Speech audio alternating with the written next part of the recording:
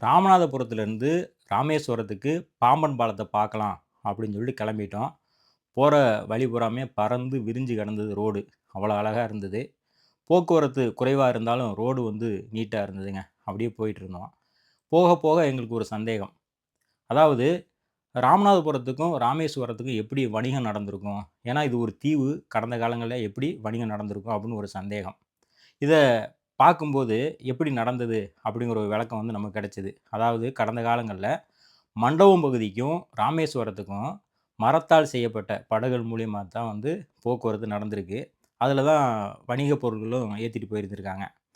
அதுக்கு அப்புறம் தான் பார்த்தீங்கன்னா, இப்போ வந்து ரயில்வே பாலம் போட்டிருக்கு. ஆனா இந்த பாலம் வந்து எப்ப கட்ட முயற்சி பண்ணாங்கன்னா, அதாவது கடந்த 1870கள்ல வந்து பிரித்தானியா ஆட்சியின் போதே, இங்க வந்து பாலம் கட்டலாம் அப்படின்னு சொல்லிட்டு முடிவு பண்ணியிருக்காங்க. ஆனா அத அப்ப கட்டல. அதுக்கப்புறம் 1911ஆம் ஆண்டு ஆகஸ்ட் மாதம் தான் இந்த பாலத்த வந்து கட்டலான்னு முடிவு பண்ணி, அதாவது பிப்ரவரி 24, 1914ல இத திறந்திருக்கிறாங்க. அதுக்கு அப்புறம் தான் வந்து மண்டபம் பகுதிக்கும், ராமேஸ்வரத்துக்கும் போக்குவரத்து அதிகப்படியா இருந்திருக்கு. அந்த ரயில் மூலியமா தான் வந்து கொண்டு போயிருக்காங்க. முதல்ல கட்டப்பட்ட பாலம் வந்து ரயில்வே பாலம் தான். அந்த பாலம் தான் இப்போ வரை இருக்குது. இப்போ வந்து புதுசா வந்து பாலம் கட்டியிருக்கிறாங்க. ரயில்வே பாலம். அதாவது தூக்கு பாலமா கட்டியிருக்கிறாங்க. இது வந்து ஒரு ரூ. 550,00,00,000 செலவுல கட்டி, இப்ப சமீபத்தில வந்து தொறந்திருக்கிறாங்க. அந்த பாலமும் இருக்கு. ஏன்னா, இந்த பாலம் கட்டி வெகு நாள் ஆனதுனால, இந்த பாலம் வந்து காலாவதி ஆயிருச்சு அப்படின்னு சொல்லிட்டு, இப்போ புது பாலத்த கட்டி தொறந்து விட்டுருக்கிறாங்க. இப்ப அதில தான் வந்து ரயிலும் போயிட்டு இருக்குதுங்க. இப்போ வந்து இந்த இடத்துல 3 போக்குவரத்து வந்து ஒண்ணு சேருது. அதாவது தரைவழி, அ அதுக்கப்புறம் பார்த்தீங்கன்னா, ரயில்வே, இந்த மாரி கடல் வழி 3மே வந்து ஒண்ணு சேருது.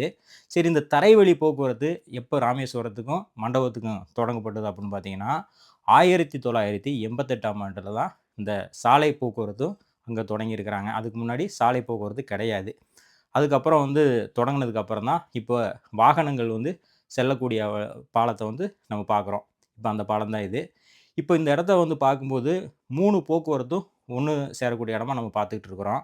அதுபோக இந்த இடத்துல வந்து தொழில், மீன்பிடி தொழில் பார்த்தீங்கன்னா, பயங்கரமா நடந்துட்டு இருக்குங்க.